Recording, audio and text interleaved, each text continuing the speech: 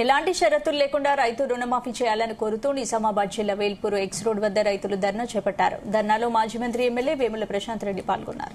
ఎన్నికల్లో రైతులకు ఇచ్చిన హామీని అమలు చేయాలని ప్రశాంత్ రెడ్డి డిమాండ్ చేశారు. ఇక రేవంత్ రెడ్డి రైతు రుణమాఫీ విధానాన్ని వ్యతిరేకిస్తూ సుమారు అరగంట పాటు జాతీయ రహదారిపై బైఠాయించి రాస్తారోకో నిర్వహించారు. రుణమాఫీకి సంబంధించిన డిమాండ్ పత్రాలను తీసుకోవడానికి ఆర్టీఓ రావాలని పట్టుబట్టారు. పట్టాదారి పాసు పుస్తకాల ద్వారా బ్యాంకుల నుంచి తీసుకున్న రుణాలన్నీ ఎటువంటి కొర్రీలు పెట్టకుండా మాఫీ చేయాలని కోరారు.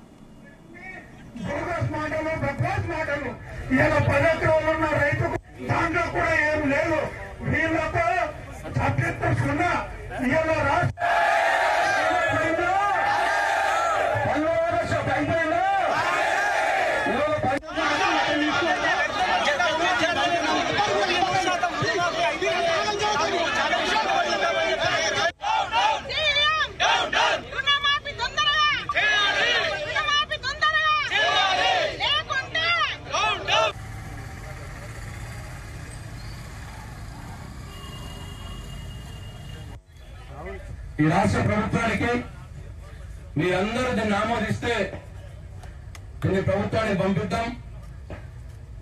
గౌరవ రాష్ట్ర ముఖ్యమంత్రి రేవంత్ రెడ్డి గారికి నమస్కారం.